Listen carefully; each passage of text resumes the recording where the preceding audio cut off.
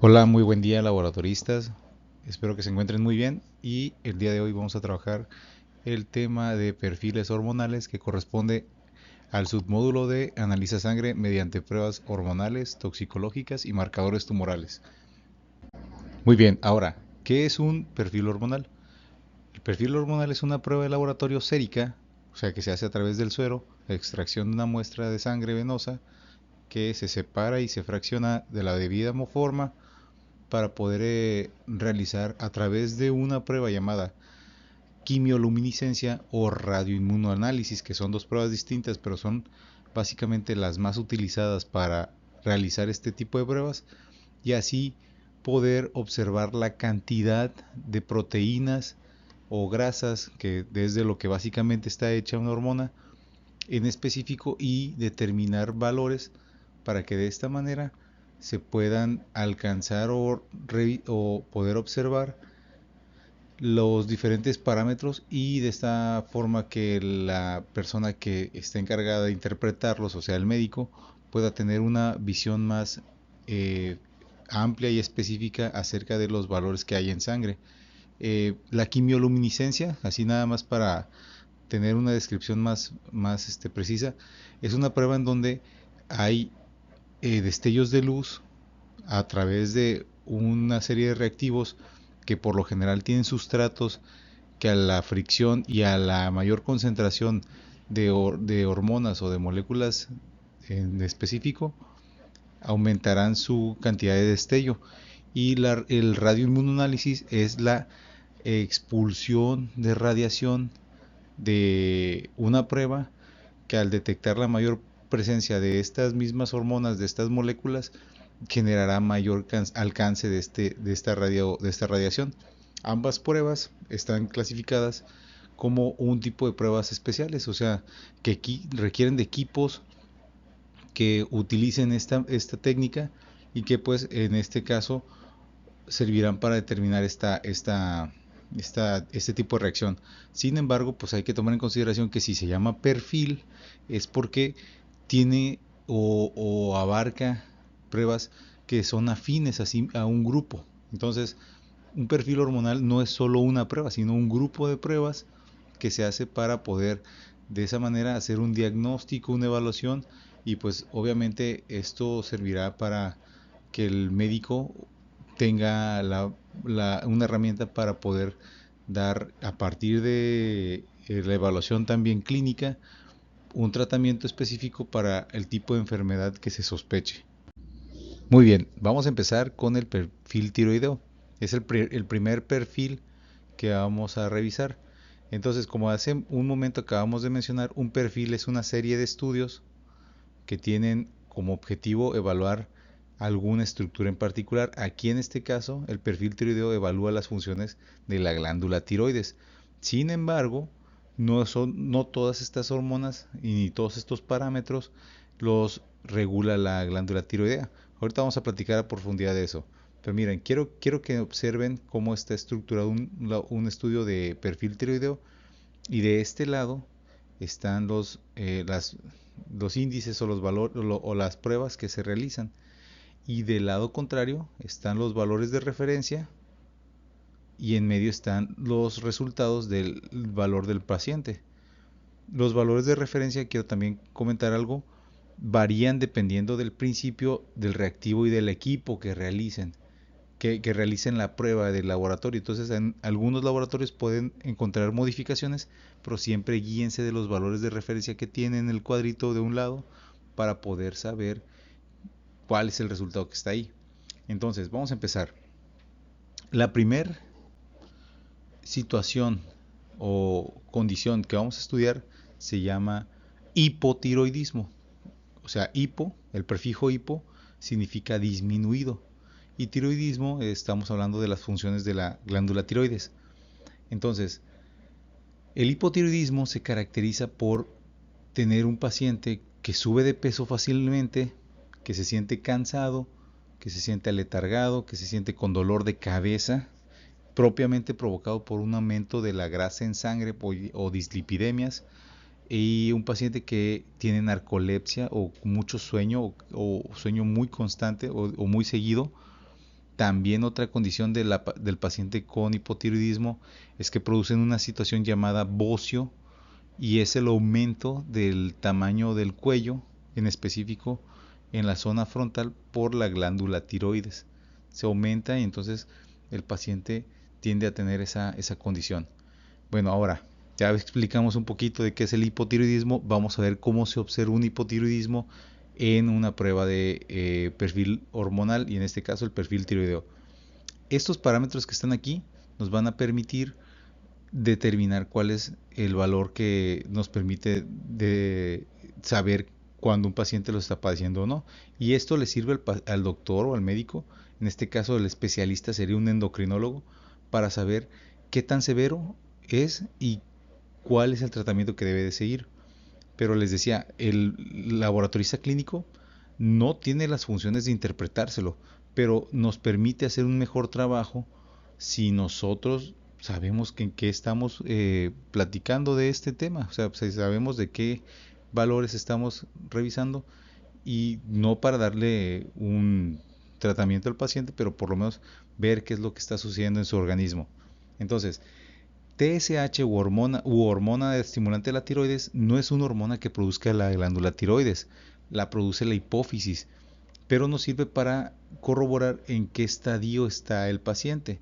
T3 sí la produce la glándula tiroides y T4 también. Ahora, ¿qué pasa en una persona con hipotiroidismo? Encontramos valores muy altos de TSH, porque la glándula hipófisis, al darse cuenta que el individuo no logra alcanzar los niveles de T3 y T4 normales o esperados, trata de todas las formas posibles mandar estímulos y que la tiroides los produzca, que produzca estas dos hormonas. Sin embargo, no siempre lo logra, y no lo logra por múltiples factores. Ya más adelante podríamos platicar a profundidad, pero por ejemplo, ¿qué encontramos en un hipotiroidismo? Valores de TSH muy altos, y como lo dijimos hace un momento, T3 y T4 bajos, porque la glándula tiroides no tiene la capacidad de producirlos, por más que se estimula. Ahora, T3 libre y T4 libres son fracciones específicas de estas dos hormonas. Nos ayudan a corroborar que realmente estos parámetros están mal.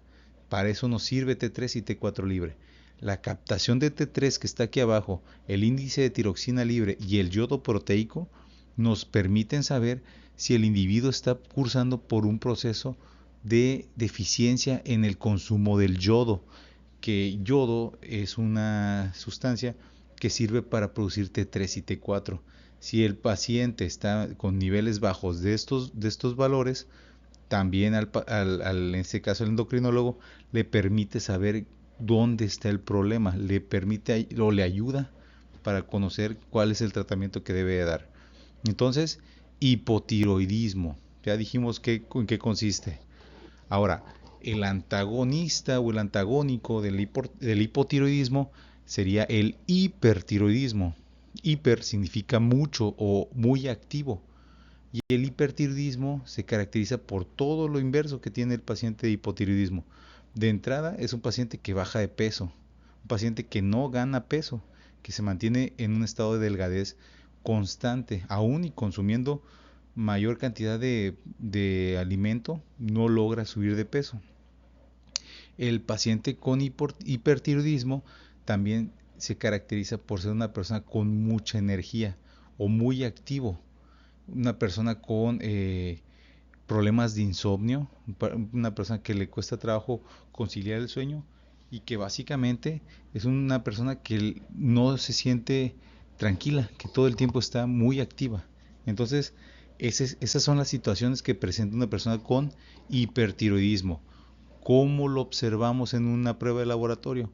Aquí, en este caso, TSH reduce su valor, están bajos por debajo del valor mínimo, porque hipófisis se da cuenta de que está produciéndose mucha T3 y T4, entonces trata de frenar esa producción, porque sabe que también eso desregulariza al individuo. Entonces TSH se baja, disminuye muchísimo, y encontramos valores de T3, T3 libre, T4, T4 libre elevados. y valores de captación de T3, índice de tiroxina libre y yodo proteico normales, o sea, ni aumentados ni reducidos. Entonces, aquí lo que pasa es que la glándula tiroides, por algún motivo, está trabajando en exceso o muy activa. Y aquí lo que tiene que determinar el caso del especialista es buscar la manera de frenar ese proceso de hiperproducción de hormonas. El hipertiroidismo, como mencionamos hace un momento, tiene las condiciones contrarias al hipotiroidismo y básicamente se diagnostica igual en un estudio de laboratorio o lo observamos de esa manera en el estudio de laboratorio. Entonces, así es como funciona el perfil tiroideo a grandes rasgos. Vamos a continuar con los otros perfiles e iremos haciendo las observaciones pertinentes de cada uno de ellos. Bueno, vamos a trabajar ahora con un perfil un poco más eh, complejo y sobre todo por la cantidad de parámetros que puede llegar a evaluar. Como lo decíamos en las diapositivas anteriores, este trabajo de interpretación de laboratorio para este tipo de pruebas hay que tomarlas en consideración. No es parte del trabajo de laboratorio, pero siempre es bueno que ustedes sepan para qué sirve. Entonces, el siguiente perfil se llama perfil hormonal femenino y consta de las siguientes hormonas: la FSH u hormona estimulante del folículo, la LH, que es la hormona luteinizante, también la FSH llamada hormona folículo estimulante, la prolactina, la progesterona, el estradiol y la testosterona. Miren lo que puede llegar a medir. En mujeres cuya principal situación sea conocer, o en este caso, el caso del ginecólogo es conocer el estado o en el momento en el que se encuentra su ciclo hormonal para poder, por ejemplo, generar un proceso de fecundación o para saber realmente si está trabajando de la forma correcta el sistema, eh, los órganos internos pélvicos como los ovarios, se puede utilizar esta prueba para saber en qué momento está la persona, por ejemplo, en una fase folicular, en una fase de medio ciclo, la fase lútea, incluso, por ejemplo, para saber si está en proceso de menopausia y también si está en el proceso de climaterio, por ejemplo. Entonces, FSH y LH nos sirven para eso. Incluso en hombres, si ustedes observan aquí también en esta tabla, en hombres también sirven, porque estas dos hormonas sirven para el control de la producción de espermatozoides y de la producción de testosterona. Entonces, miren, aunque es un perfil femenino, miren cómo también manejan valores para hombres, porque en ocasiones se pide para ellos también. Entonces, ahí está. FSH y LH tienen esa función. Son fluctuantes durante el ciclo menstrual. A veces son bajos, por ejemplo en la fase folicular, que son bajos.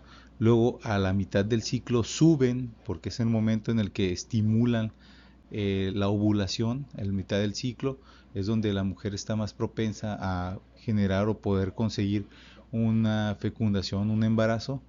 Y ya cuando van en la fase lútea, que ya se acerca la parte del proceso de menstruación, vuelven a caer, mostrando así que el ciclo tiene que irse regulando. Empiezan bajos, suben a un pico y luego descienden. Y lo mismo, así son fluctuantes los procesos hormonales en el caso de la mujer. En el hombre por lo general siempre manejan un mismo valor y este valor está determinado para saber si están funcionando bien el proceso de formación de hormona testosterona y el proceso de formación de espermatozoides. Ahora, prolactina. Vamos con el siguiente parámetro. La prolactina, como su nombre lo indica, es una hormona relacionada con la producción de leche. Entonces, en valores normales en una mujer no lactante o en un hombre, que siempre deben de estar normales, deben de estar por debajo de 20 nanogramos sobre mililitro. Cuando se elevan o cuando están en mayores valores, algo no está bien, tanto en el hombre como en la mujer. En la mujer pueden ser múltiples factores que lo estén produciendo, y en el hombre también, pero por lo general están relacionados en el hombre con el aumento de, por ejemplo, mamas, el aumento del tejido graso en las mamas, y a esto se le llama ginecomastia, e incluso con un proceso llamado galactorrea, que es la condición en la que el individuo, ya sea hombre o mujer, produce leche sin ni siquiera estar en un proceso de amamantamiento, sin tener que dar de alimento a un individuo, a un bebé, para poder alimentarlo. Entonces ahí está la prolactina. Bueno, vamos con la siguiente hormona del perfil femenino, progesterona.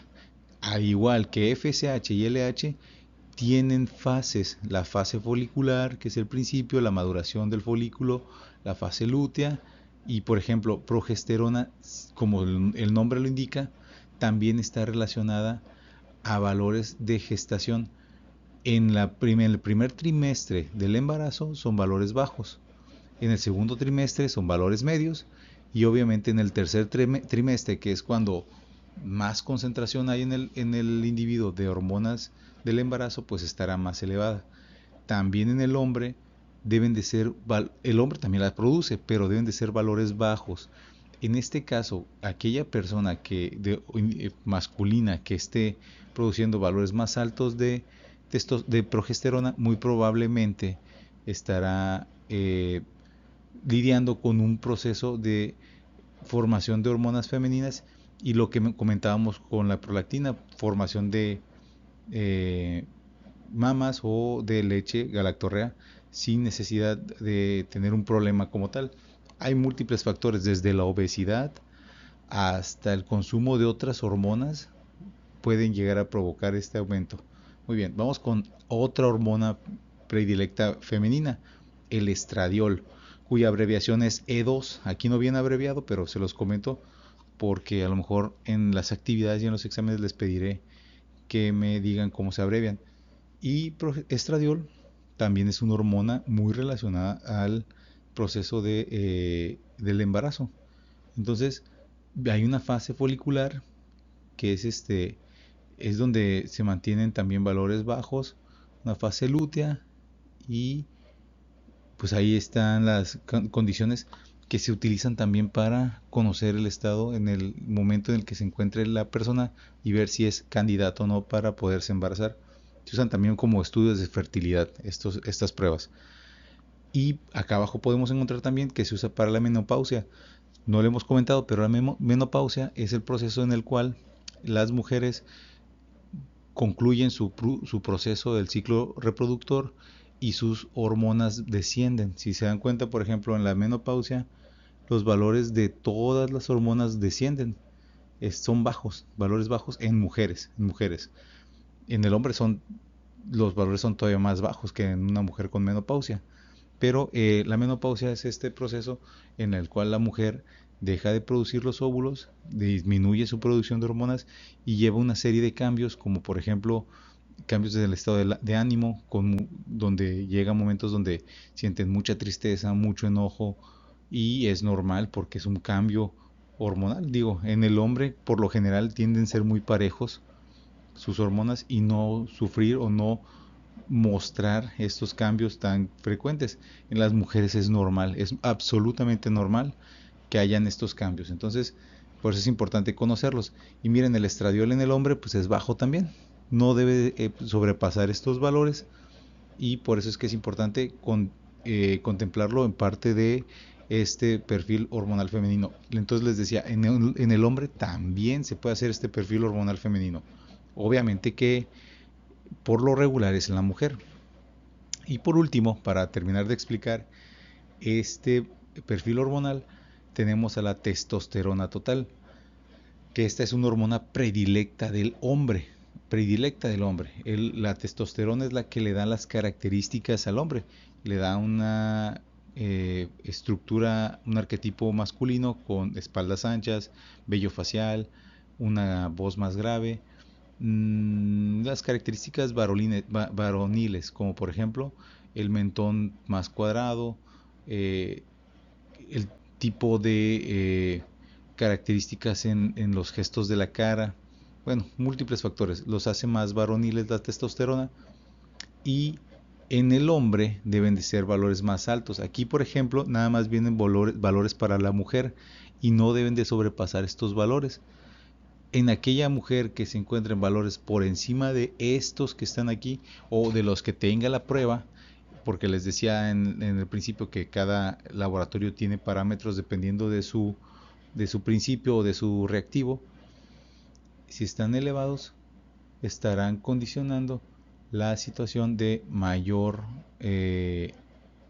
presencia de testosterona, y en ese caso generarán en la mujer algo que se llama androgenismo, que les proporcionarán mayores características masculinas, todas las que acabo de mencionar.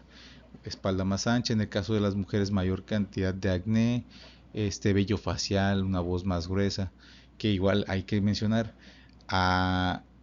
en el cambio, en las situaciones de consumir este tipo de hormonas, los cambios se van a notar de forma progresiva, no es que de un día para otro se van a modificar. Por eso es que a la menor signo síntoma de este tipo de condiciones, pues lo ideal es ir con el especialista y hacer una prueba de este tipo y él decidirá qué hacer. Les decía, hay un especialista para esto. Por lo general, los especialistas son los endocrinólogos y hay otros más que podrían revisarlo, pero por lo general siempre es importante y es lo ideal que este tipo de pruebas, antes de hacérselas, estén indicadas y revisadas por un médico. Muy bien, vamos a continuar.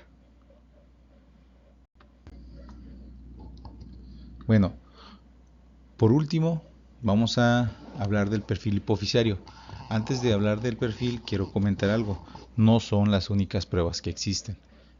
Yo decidí poner estas tres porque pues son las que más relevancia creo que pueden llegar a tener, pero en otras pruebas se pueden observar también. O sea, hay otros perfiles como tal. Hay un perfil hormonal masculino, por ejemplo. Hay un perfil, un perfil suprarrenal también, para las glándulas suprarrenales. Entonces, yo en este caso solo les muestro estos tres estudios, igual por el tiempo que puede llegar este, a aumentarse, pero quiero comentar que sí hay otros más. Ahora, continuamos. El perfil hipoficiario se caracteriza por la descripción de las hormonas que precisamente produce esta glándula hipófisis y que van a hacer su función en los órganos o las glándulas diana donde van a estar trabajando. ¿Cuáles son estas pruebas?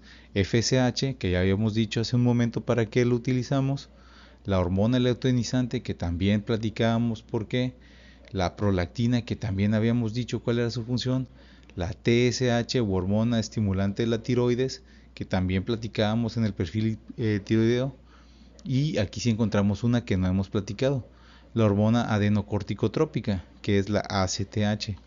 Esta hormona adenocorticotrópica se encarga de regular las funciones de la glándula suprarrenal, que entre otras funciones tiene la actividad de regular la producción de cortisol y un proceso ya denominado regulación del estrés.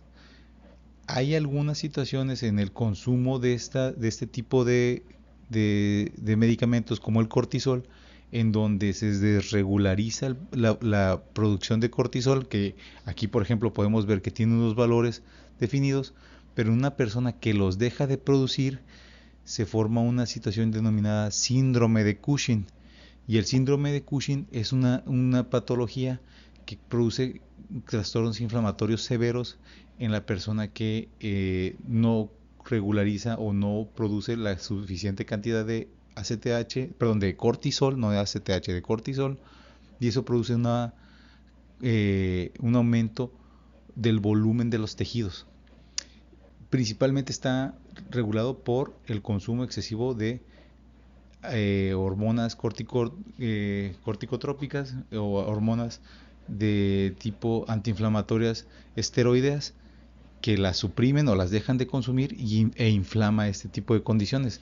Cuando estemos en clase vamos a platicar un poco más profundamente de esto y nos permitirá discernirlo mejor. pero aquí sí está ACTH, que es una de las hormonas de la glándula hipófisis. Y por último, ya para cerrar esta descripción, tenemos la hormona del crecimiento o la growth hormone, que se abrevia como GH, y pues yo creo que es obvio el tipo de función que tiene la hormona de crecimiento. También, por ejemplo, esto varía. Hay ocasiones donde existen parámetros más específicos, pero desde luego que en personas más jóvenes deberán ser mayores sus producciones. Sin embargo, hay que tomar en consideración que todo el tiempo todos producimos hormona de crecimiento, incluso personas que cruzan la mediana edad, personas que cruzan la etapa adulta, porque la hormona de crecimiento no solamente sirve para aumentar el tamaño de la persona, sino para reparar tejidos. Entonces, hay que tomarlas en consideración, pero por ejemplo, trastornos en la producción de la hormona pueden generar condiciones como por ejemplo el enanismo hipofisiario, que es la disminución de la talla. Por ejemplo, por ahí podríamos hablar que Lionel Messi, por ejemplo, en algún momento tuvo ese problema, no producía hormona de crecimiento, a él de forma sintética o de forma eh, intramuscular o por colocación de medicamentos, tuvo que cumplir con ese proceso. A él le suministraban hormona de crecimiento y produjo que su talla fuera la de un individuo sin ese trastorno. O lo inverso, la acromegalia, que es este proceso de padecimiento llamado también como gigantismo, en aquellas personas que, por ejemplo, por exceso de hormonas de crecimiento, tienden a tener los huesos muy grandes, muy anchos, las manos, la cara, y tienden ese tipo de condiciones. Y ese es un trastorno hipofisiario. Puede ser porque no, la hipófisis no produce hormona de crecimiento o produce de más. Entonces, ahí es donde está el proceso de este tipo de condiciones. Bueno, hasta aquí vamos a dejar de describir las diferentes tipos de pruebas que se hacen en todos los perfiles hipofisiarios. Si ustedes se dan cuenta, hacen varias pruebas dentro del mismo perfil, por eso se llaman perfiles, porque hacen pruebas que están orientadas hacia un tipo de descripción, y por eso es que tienen esa relevancia. Ya nada más vamos a terminar. Miren, aquí les muestro algunos de los síndromes que mencioné hace un momento y de los cuales se podrían analizar a partir de las pruebas de perfiles hormonales. No son las únicas, pero son las más comunes. La habíamos mencionado hace un momento al principio de las diapositivas: el hipotiroidismo, hipertiroidismo, el síndrome de ovario poliquístico, que eso sí no lo mencioné, pero por ejemplo en aquellas personas que tienen ese tipo de condición lo tienden a padecer. Y el síndrome de ovario poliquístico se puede el síndrome de ovario poliquístico se puede evaluar y dar seguimiento a partir de la prueba de perfil hormonal femenino. Y el androgenismo, que también lo mencionamos hace un momento, que es aquella condición en donde las mujeres adquieren características masculinas a partir de la producción de andrógenos, que son eh, las hormonas masculinas, la hormona masculina en este caso. Otro síndrome, la acromegalia versus enanismo hipofisiario, que es el aumento del tamaño por el exceso de hormona de crecimiento y el no alcanzar la talla que el individuo tiene por disminución de la producción de la hormona de crecimiento, y que está relacionada con el perfil hipofisiario. Esta prueba, este síndrome, que es el síndrome de resistencia a la insulina, ninguna de las pruebas anteriores lo determina, pero quiero mencionarles también que existe una prueba hormonal que es la prueba de valores de insulina en sangre. Y con una prueba de hormonas nos podríamos guiar para conocer si la persona está o no padeciendo un síndrome de resistencia a la insulina, que la vamos a platicar en la clase. Y bueno, por último, la ginecomastia y la galactorrea masculina. Obviamente aquí nos enfocaremos en la parte masculina, que no son lo normal y están relacionadas a la producción de estrógenos de un paciente o un individuo masculino que produzca mayor cantidad de estrógenos derivado de los múltiples factores que habíamos mencionado en las otras diapositivas. Entonces, de esto vamos a hacer producto de aprendizaje que continúa, que en este caso creo que, bueno, lo platicaremos en la clase posterior a revisar el video y ya les diré en qué consistirá. Muy bien, entonces ya está. Les agradezco mucho que escuchen este video y que podamos compartir esta información. Nos vemos en las clases y que estén muy bien. Buen día.